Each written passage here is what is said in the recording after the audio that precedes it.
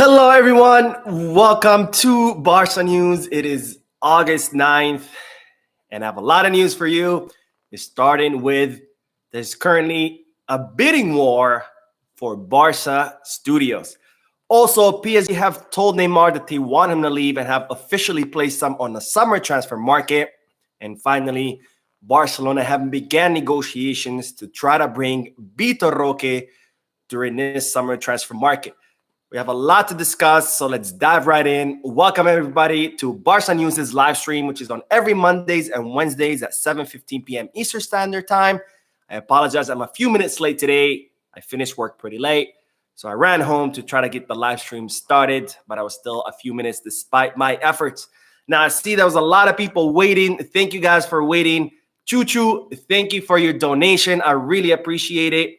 I'm currently working on getting streaming software so I can show your guys' donations and comments on the screen so everybody can also read them. So hopefully by next week, I'll have that going.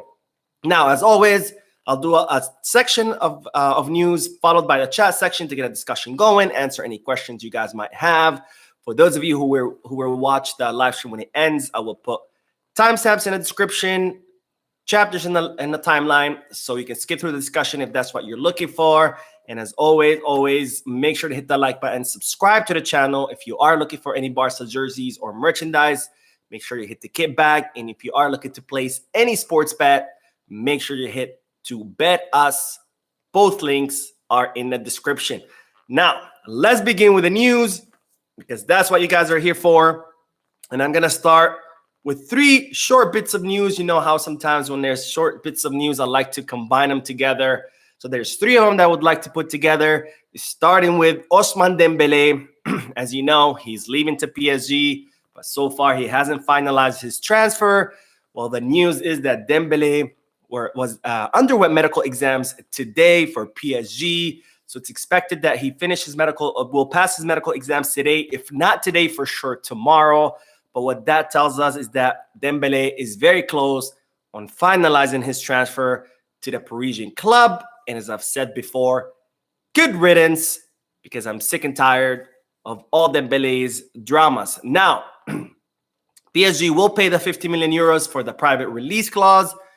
And Barcelona, of course, will negotiate that release clause to the last day to try to see how much they can get. As I told you before, Dembele is arguing that he should get 25 and Barcelona should get 25, the way the release clause was set up.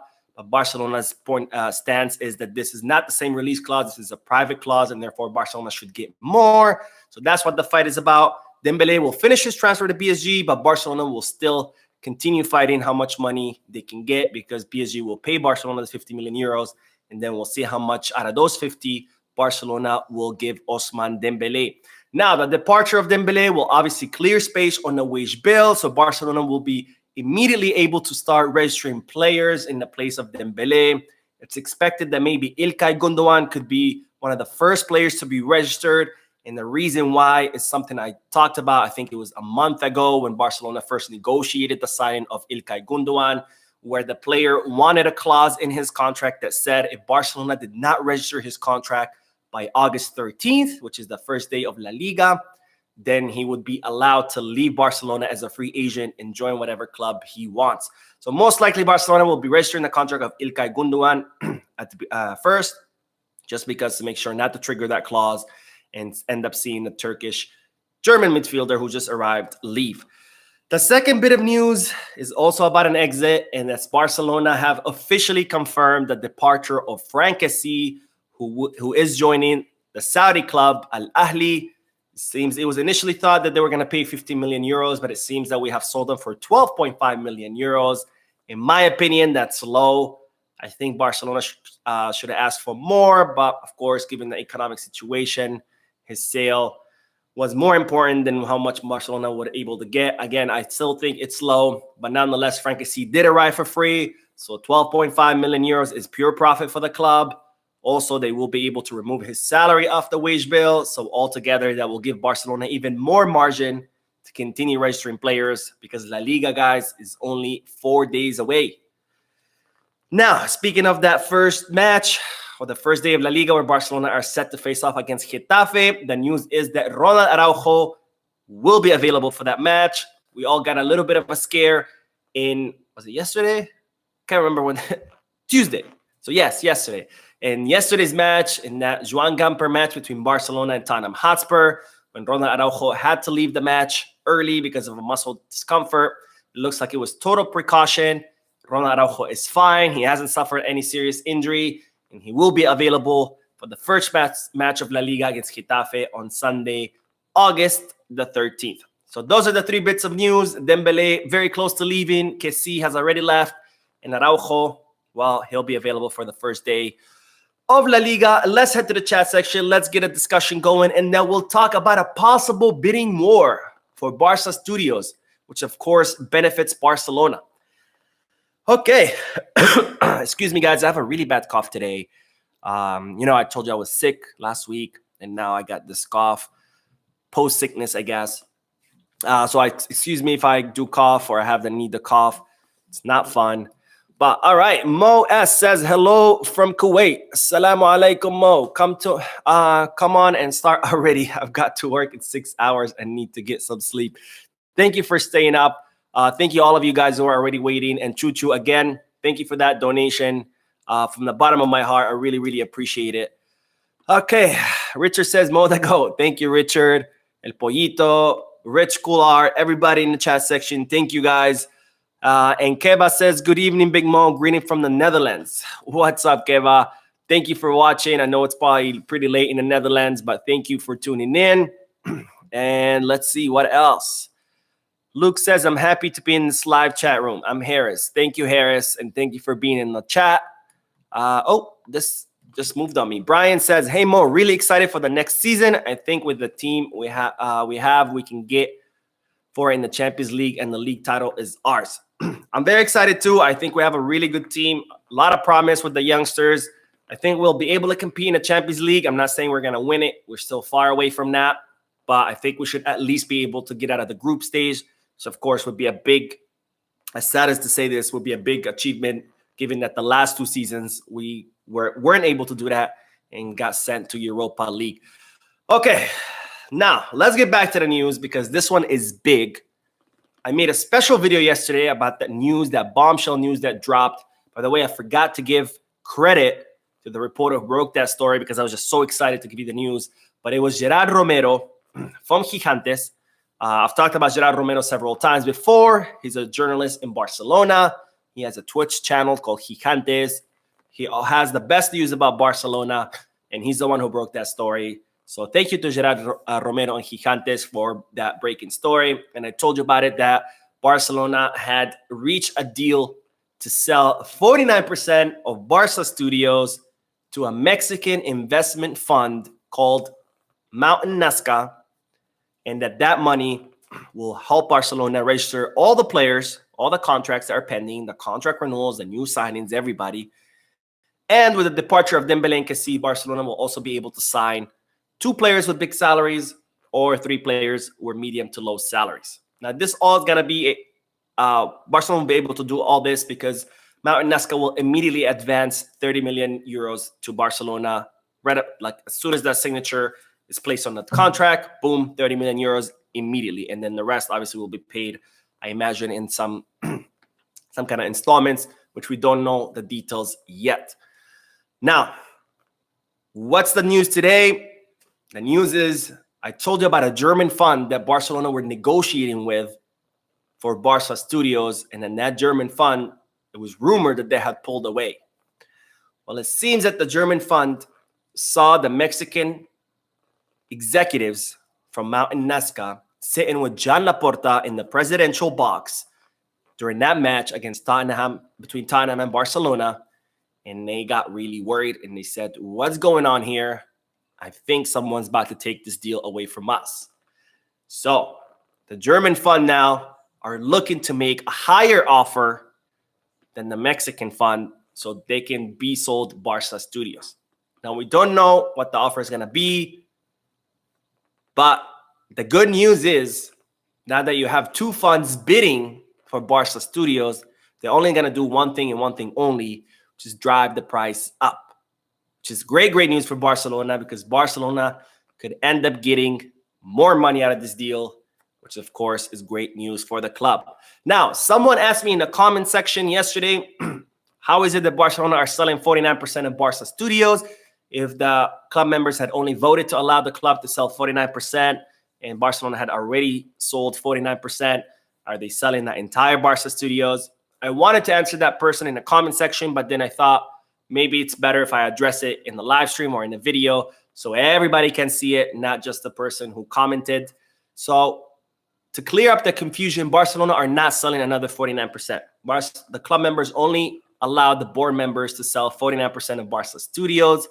That 49% was sold to two companies, Socios.com and Orpheus Media, with each company getting 24.5% for a total of 49. And each company was paid, or were supposed to pay, 100 million euros each, so a total of 200 for the entire 49%. Now, I told you about in a previous video how the agreement was that for each of these companies to pay an initial 10 million each, which they did, and then the rest 90 million, they were supposed to pay in 3 installments, 30 million, 30 million, 30 million each, right? The first installment was due on June, and neither company paid their 30 million euros. So Barcelona missed out on 60 million. Because these companies haven't been able to fulfill their part of the agreement, the 49% of Barca Studios will be sold to either the Mexican fund or the German fund, whoever makes the highest offer. But this is not Barcelona selling all of Barca Studios. These are the same 49% that Barcelona had sold last summer, but now they're selling it to someone else because the two companies that bought it weren't able to fulfill their part of the agreement and make the payments. So hopefully that clarifies the confusion.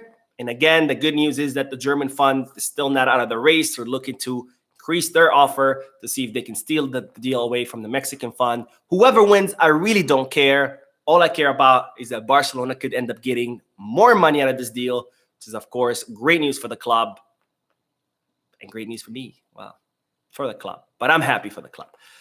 Okay, let's head to the comment section, and then we'll talk about Neymar and PSG because this freaking saga is non-ending. Excuse me, guys. All right. Let's see. Where did we leave off? Okay. Michael says, we have to acknowledge Neymar is really good economically. Absolutely not, and I'll tell you why. But stay tuned for that. Let's see. Richard says, Mo, does the lever now mean we can keep Ansu? Keeping Ansu is not so much about the economy completely. It's more about the player's performance, and it's also tied to how many attackers we have, right? We have 3 people on the left.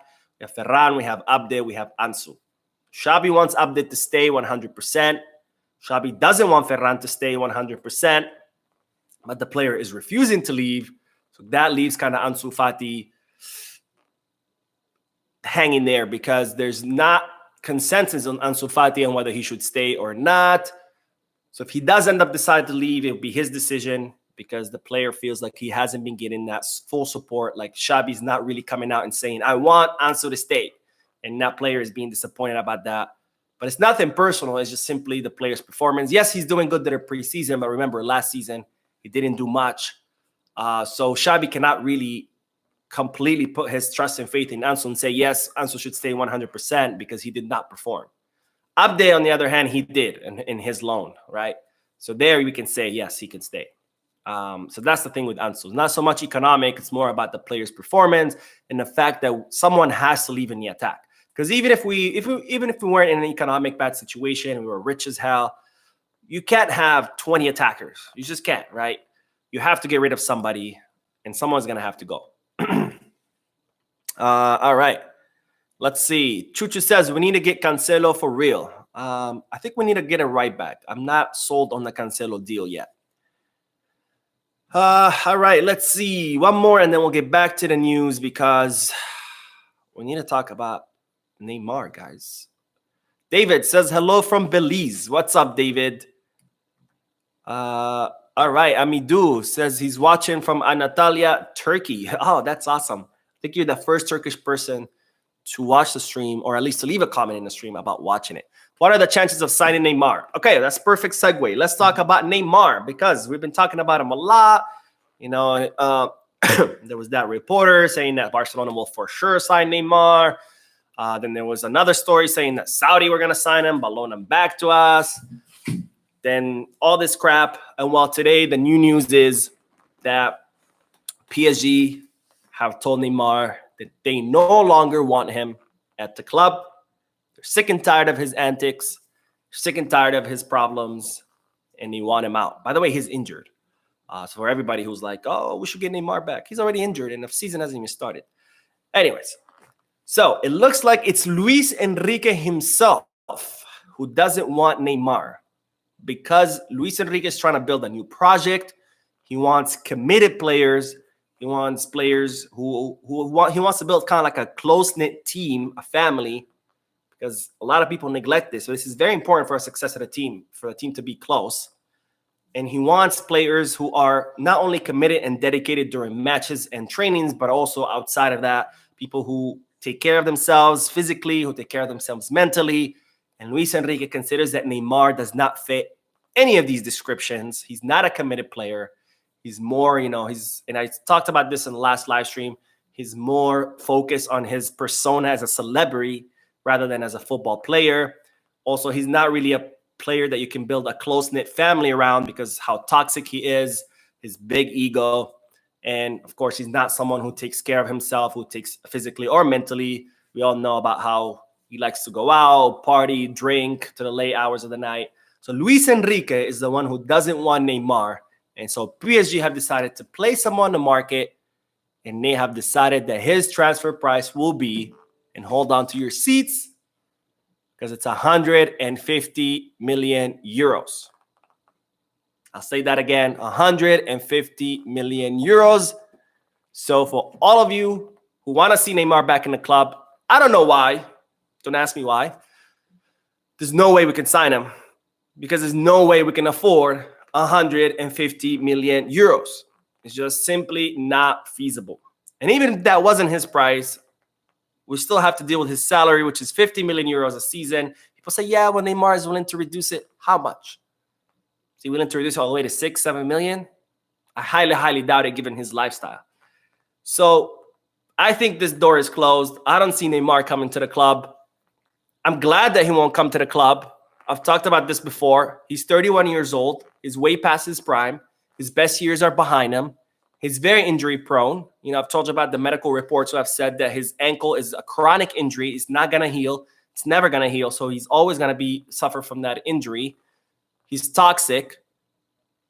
And I don't see why would Barcelona want to spend all that money on a 31-year-old player who's no longer focused on playing football, but is more focused on just being a celebrity.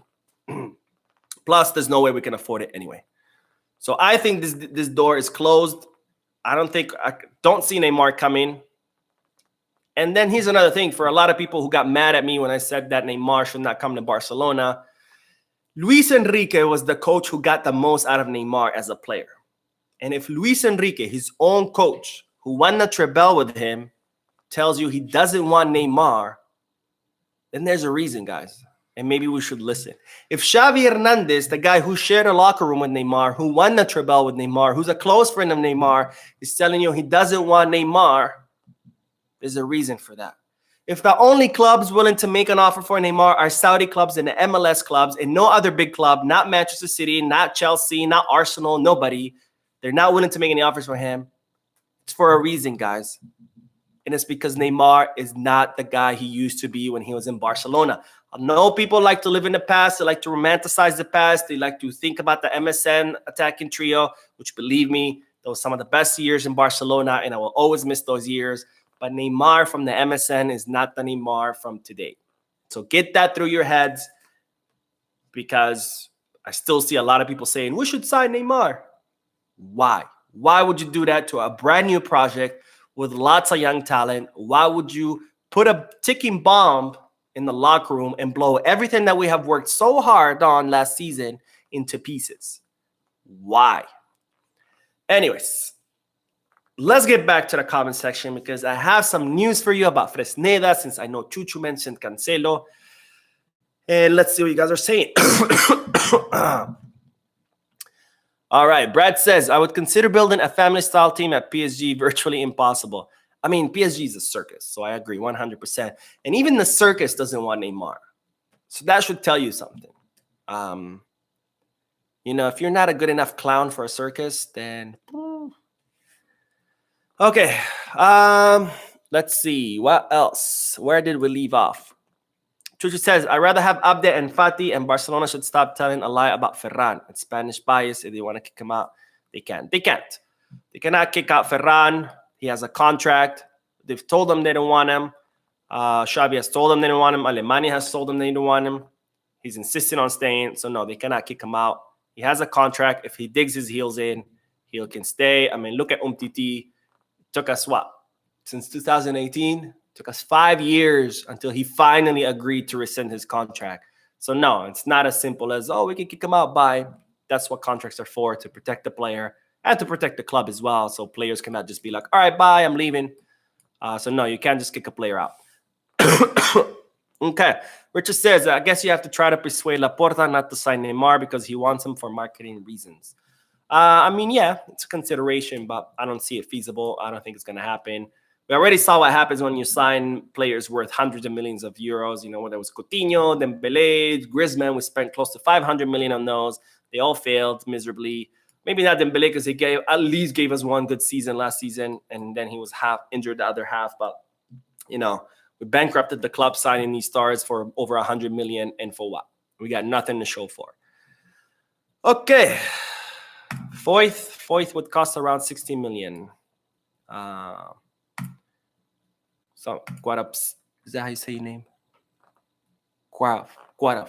Sorry if I say it wrong, but Guaraf is asking how much will Foyth cost? About 60 million. That's his release clause, which makes it obviously not feasible for the club. So if Barcelona cannot pay 60 million for a right back who they desperately need, there's no way they're going to pay 150 million euros for a 31-year-old that we definitely don't need. So that's a good segue because it's time to talk about a right back, Ivan Fresneda. Okay, because looks like Chelsea have entered the race for Fresneda, and that's not good because Chelsea, unlike Barcelona, have plenty of money to spend. They're willing to spend it, and they could end up taking the player away. Now, Fresneda, 18 years old, very promising right back, currently at Real Valladolid, who just got relegated to second division, so he's obviously looking to leave. He's not looking to play second division. Barcelona met with the player and his agent, communicated to the player that Barcelona are interested in signing him, but they asked him to wait because Barcelona first needed to register all the contracts of the pending players, and then that they would sign him. The player has agreed to wait. So far, he has rejected multiple offers from other clubs, including Dortmund, because he prioritizes Barcelona. The problem is that Fresneda is Deco's bet. Deco's the one who wants Fresneda in the club. Xavi Hernandez, on the other hand, wants Cancelo because he thinks that Cancelo is a player who's ready to come and start on day one. He's right. Cancelo is 29 years old. He's in his prime. One of the best right backs in the world. Has played at the highest level of football, whether Manchester City, Bayern Munich, you name it. So yes, Cancelo would be ready on the first day. I personally have my issues with Cancelo, and that's because there's a lot of reports and rumors that he's very, very toxic in the locker room. That's why Pep Guardiola doesn't want him in Manchester City. That's why he didn't work out Bayern Munich, not under just one coach, but two coaches, Tuchel and Nagelsmann. So not good. But nonetheless, that's what Xavi wants, and yet Deco wants Fresneda. Now, the problem is that Manchester City are looking to offload Cancelo on a permanent basis, where Barcelona cannot sign Cancelo on a permanent basis this season because he's worth around 60 million euros. So they're only willing to offer a one-season loan with an option to buy next summer. So Manchester City for now are not agreeing to any deals because they want to wait it out. They want to see if any other club comes and makes an offer for a permanent transfer rather than on the loan. So since we don't know for sure whether we can get Cancelo or not, the club are just waiting, which means also Ivan Fresneda is waiting because if Barcelona cannot sign Cancelo, then they're going to sign Fresneda. So everybody at this point is just waiting. Cancelo's waiting to see if he can come to Barcelona. Xavi's waiting to see if Barcelona can sign Cancelo, and Ivan Fresneda is waiting to see whether if Barcelona cannot sign Cancelo, they're going to sign him. But of course, this makes everything a lot more difficult because Chelsea have joined the race, which means Barcelona are going to have to make a decision pretty soon, or Chelsea could end up convincing the player to move to London. Now, for now, Fresneda is reportedly prioritizing Barcelona. He's still willing to wait. But of course, that can change. And we don't know how much longer he can wait. We don't know how much Chelsea could offer him and maybe sway his mind. So Barcelona really, really need to make up their mind. Are they going to keep waiting to see if we can sign Cancelo? Or are they going to go all in for Fresneda? I say go all in for Fresneda because, again, I said Cancelo's toxic. It's a lot of rumors and reports about that. Fresneda, on the other hand, yes, he might not be as good as Cancelo. He's 18 years old. Plenty of room to grow and get better. And we are building a project for the future. So why not bet on a young talent? That's my opinion.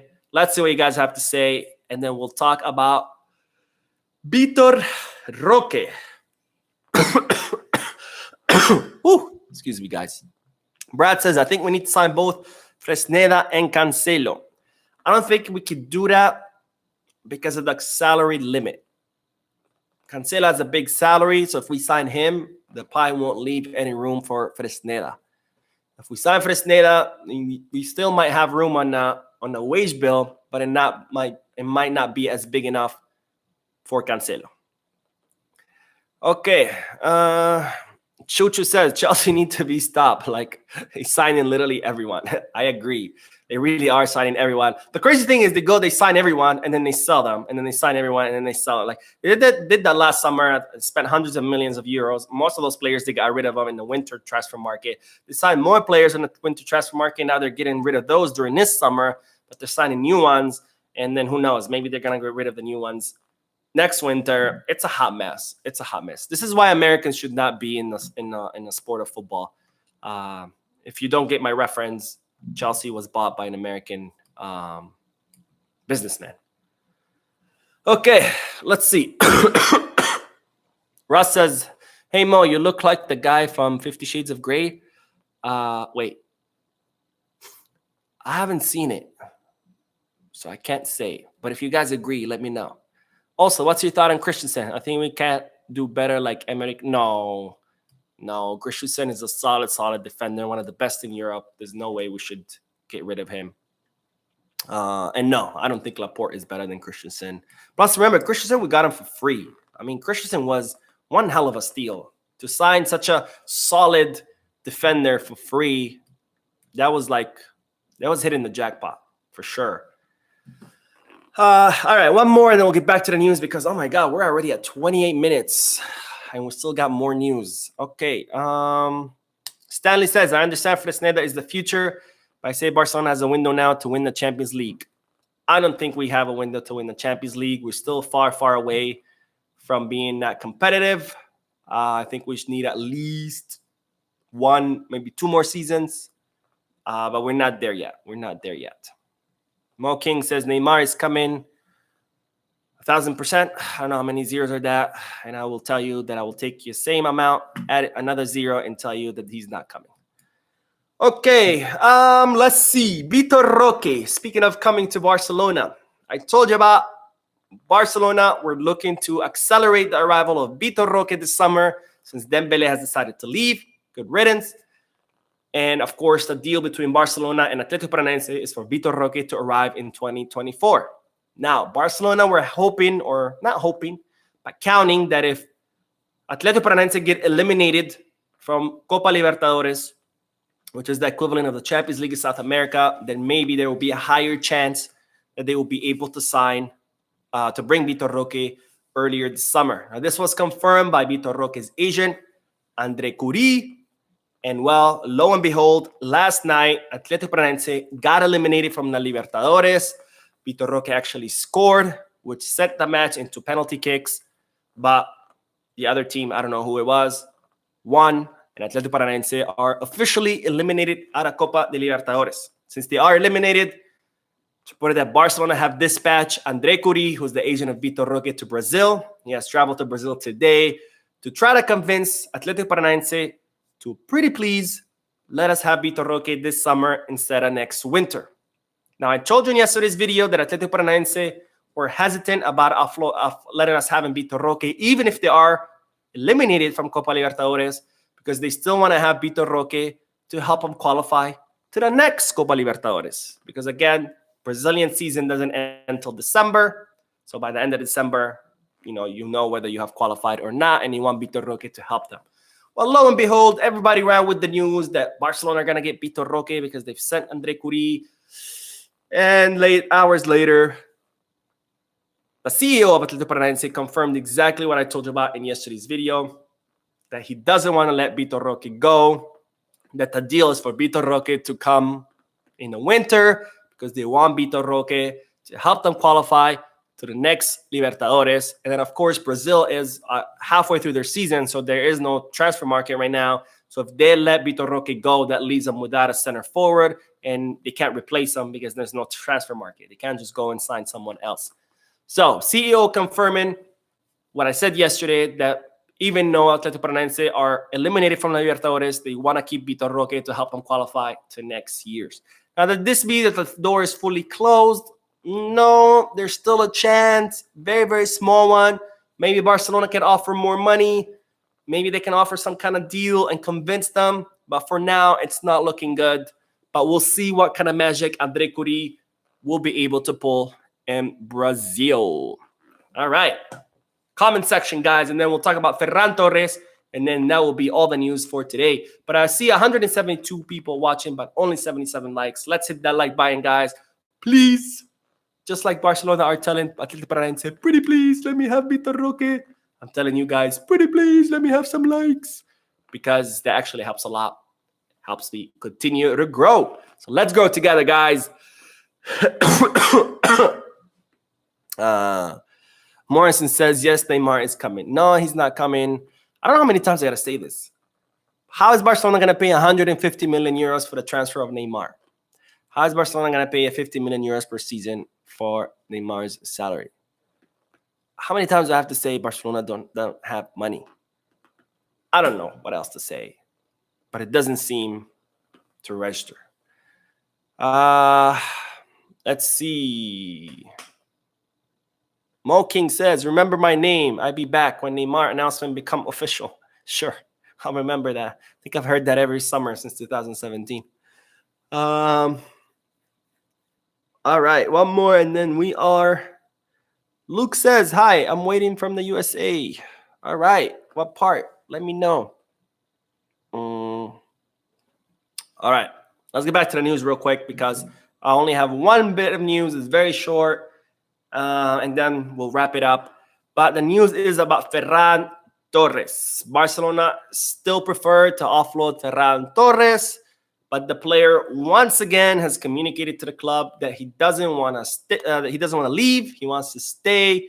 That's why he signed a long contract, because he's committed to the club. He's committed to succeeding at the club, and he doesn't want to leave. Now, Barcelona again would prefer to offload Ferran Torres, but if it doesn't happen, they're thinking that maybe it wouldn't be the end of the world, because after all, Ferran Torres has had a pretty good preseason. He seems pretty motivated. He seems very focused.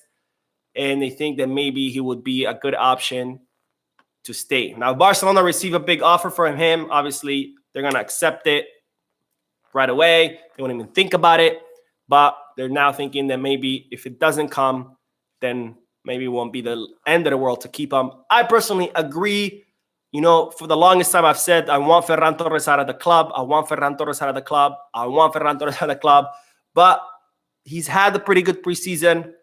He looks like he could be a good option off the bench. So if we're going to just give him away, I would rather Barcelona hold on to him for another season. And maybe, who knows, maybe he has a good season and we can maybe offload him for a lot more next summer. That's my opinion, because after all, we did pay 55 million euros for him. I don't see anyone paying close to that for him right now, maybe 20 million. So if we're just going to give him away, why not keep him? He could be a good option, and then we can sell him next summer for a lot more. So that's my opinion. Oh, and speaking of Ferran Torres, he will be wearing the jersey number 7, because he had the 11. Dembele had 7. Now that Dembele is gone, Rafinha wants the 11. So he'll get the 11 from Ferran, and Ferran will take the number 7 jersey that Dembele, good riddance, used to wear. All right, that's it, guys. That's all the news. We have a few more minutes. Let's do comments. Let's see what you guys are saying, and if you guys have any questions. Ross says, how good is the new kid, Noah Darvic? They say he's really, really good. That he is another Lamine Yamal, but the German version. Maybe not as good as Lamine Yamal, but up there. He's actually was voted one of the best. I think it was top 3 youngsters in the World Cup, the one that just ended. Was it the under 17, I think? Or no, it was Euro under 17. So he was voted one of the best of Euro under 17. Looks like very, very promising. Let's see how he does in Barcelona. Okay. The Juggernaut says, we play our young players year, we win on the field and in our finances. Yeah, but the problem is you can't just play youngsters. That's not feasible. You still need older players with more experience. You need a balance, right? Good teams are made up of a good balance of 3 categories of players. You have the really young ones who have all the energy and stamina and hunger and desire to win in the world. But then you also need your veterans who might not still be, might not have the stamina, might not be as fast as they used to, but they have that experience, that leadership. And then you also need that group in the middle, which are like the 26, 27-year-old who have both, who still have the energy of the young ones, but they also have some experience, maybe not as much as the veterans. But that's how a good team is, right? Balanced team with young ones, players in their prime, and veterans. You can't just have young ones because you'll just have, a bunch of kids running around not knowing what to do. All right, Brad says, with everyone playing so well and the cash injection from the Mexican company, do we need to get rid of anybody? Yes, because Xabi only wants 23 players on the first team. I think we have close to 30. He only wants, or maybe we had close to 30 when the summer transfer market began. He only wants 23. You're only allowed to take to matches. I think it's 26. So he wants 23. That way, the extra spots are taken by the youngsters. People like Lamine Yamal, like Fermin Lopez, etc. Right? If you have 30 players in the first team, first of all, you're not going to be able to take all of them to each match, and on top of that, there leaves no spots for the youngsters. So yeah, we do need to get rid of players because you can't have a million guys on the team. Xabi only wants 23 to leave spots for the young kids, which I'm glad because I do want to see the young kids play. All right, Nima says, when Yamal gets his first start, who should play right back behind him? Since Yamal does occupy the whole right wing, I think I would want more of a right back that perhaps doesn't go as deep. So this is when Fresneda would win over Cancelo, because Cancelo does make those deep runs. And if you have Lamine Yamal making deep runs and Cancelo making deep runs, it kind of becomes duplicative, if you may. So I would rather someone like Fresneda, who doesn't necessarily make deep runs to cover the bottom half of the field, and with Lamine Yamal doing those deep runs. It's kind of like what we have on the left wing, right? Well, the left wing, it's Balde who occupies the whole wing because he makes those deep runs. And whoever plays in that wing, whether it's Ansu or Ferran, those players are usually players who cut into the middle, leaving that wing completely free for Balde. So I think that's what should happen on the right side as well. USB England blogs says, any news for Lenglet? No news yet. He wants to go to Tottenham. He has a personal agreement with Tottenham. Tottenham are not putting the money on the table. So for now, not. There's talks about AC Milan and Napoli being interested in him. We'll see. Of course, there is strong interest from Al Nassr in Saudi, but Lenglet doesn't want to go to Saudi. And he shouldn't. He's still too young. Luke says, how can I get a Barcelona jersey to USA Providence, Rhode Island? Go to the description section, go to Kit Bag. They have all the new jerseys, and they will ship to the US, unlike the Barcelona official store or website, which I don't understand why. This is one of the biggest growing markets, and Barcelona have yet to do an official store in the US. Alex says, don't forget about these, our kids. They still have a weight growth still there, 16, 17 years old. They should be playing. I agree 100%. And I say this a lot because people have been talking about, we should have Lamine Yamal start. Absolutely not. Not because he's not good enough. Lamine Yamal is a million times better than Rafinha. I would rather see Lamine Yamal over Rafinha any day of the week. But Lamine Yamal is still 16 years old. Guys, 16 years old. He's a child. He still needs to grow, develop, not just as a footballer, but physically also. And if we start playing him every match, that can stunt his physical development. And we don't want that. We have to protect Lamine and all the other youngsters. But, of course, they should get minutes, maybe the last 10, 15 minutes of matches against weaker teams just to get them into rhythm. Chucho says Roberto won't play any game this season. I think he will. Xavi wants to rotate him in the midfield. I mean, I think he's a good option against like really like bottom table teams. When you have maybe Champions League matches in the week, you can rest your starting midfielders. Have someone like Sergi play. Have someone like Marcos Alonso on the left wing play. I think he will. Maybe not a lot, but he will. And either way, he's barely earning anything, so it's not like he's, a 10 million euro player sit on the bench and wasting our money. Okay, one more. Stanley says, but since Rafinha is so bad at dribbling, then we need a back like Cancelo to make the deep runs on the right. Yeah, that's a good point. But the problem is, again, Cancelo, a lot of talks about him being very, very toxic and not good to the locker room. So I don't know. Maybe we can get someone else who can make those deep runs.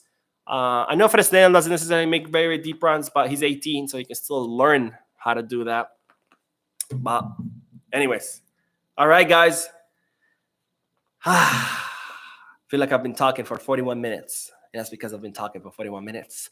Thank you guys for watching. Thank you for your comments, your likes, and your subscriptions. Again, if you are looking for any Barcelona jerseys, head to Kickback. And if you are looking to place any sports bet, head to BetUS. Both links are in the description. Thank you again. I will see you in tomorrow's video. On Monday's live stream, I said, I'll see you in tomorrow's video, and I hope it's good news. And then yesterday's video was the news about that Mexican fund deal. So I'll say it again. Maybe something great will happen tomorrow too. I'll see you guys in tomorrow's video, where hopefully will be great news. Good night or good morning, wherever you are in the world. And as always, Visca Barça.